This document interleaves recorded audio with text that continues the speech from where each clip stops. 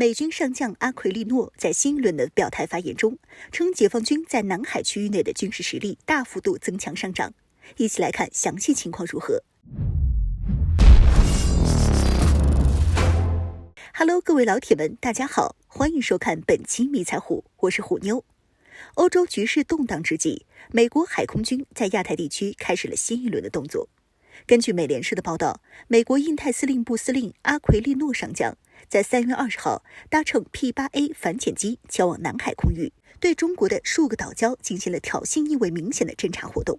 他在飞机上接受采访时表示，中国在美济礁、朱碧礁和永暑礁上建造的军事设施已经完成，但是中国是否会进一步在其他的岛礁基地建设军事基础设施，目前还有待观察。随后，阿奎利诺对中国的岛礁建设进行了无端的言语攻击和指责。他声称，解放军在南海地区建设了3个完全化的军事基地，这些军事基地部署了防空导弹、反舰导弹和战斗机以及激光干扰设备，个个堪比海上福岛要塞。这是中国展示其军事实力的一部分。从2000年代开始，中国在此地进行了大规模的军事建设行动。阿奎利诺称，中国对于南海的军事化威胁到了其他国家，严重地阻碍了美军在该地区的自由航行，同时也带来了越来越多的不稳定因素。对于某些美媒一直声称所谓南海福岛要塞，阿奎利诺认为，这些经过军事化的岛屿将使中国的进攻能力大大增加。在岛礁上，解放军可以部署轰炸机、战斗机和高超音速导弹，具有非常强大的进攻打击能力。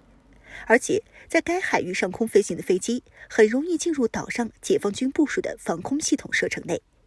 美媒对中国的做法表示担忧，阿奎利诺还不忘放狠话称，如果对于中国的震慑失败，他和他麾下美军部队的第2个任务就是做好战斗和胜利的准备，威胁意味明显。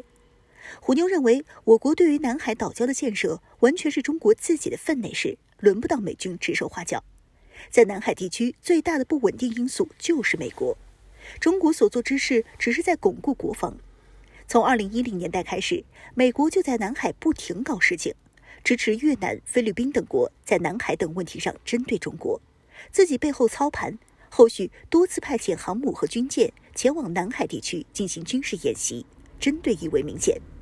同时，还不间断地向南海地区派遣特种飞机和水下潜航器，探测该地区的水文资料、洋流信息，可以说是对我国的主权构成了严峻的挑战。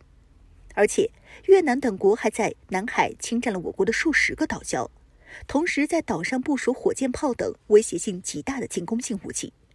在多重情况下，中国开始于2010年起对南海周边的岛礁进行了大规模的建设，同时使用先进技术，将好几个岛礁填充成了非常大的岛。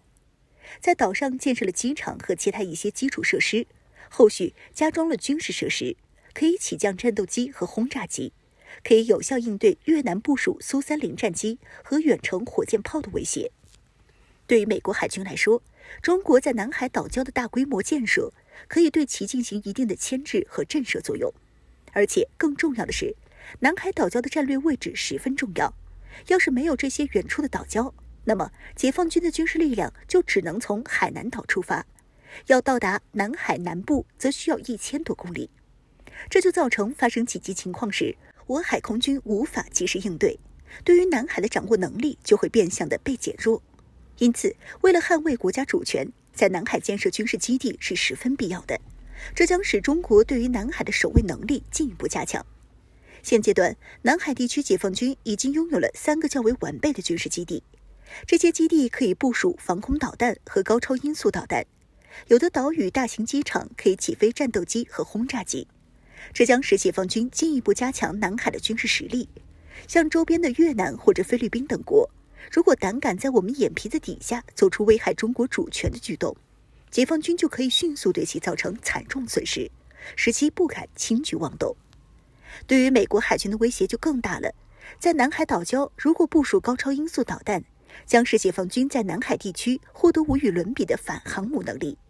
毕竟在此地，导弹可以轻易覆盖马六甲等其他关键节点地区。未来一旦发生战事，解放军便有足够的能力在南海地区反击美国海军航母舰队。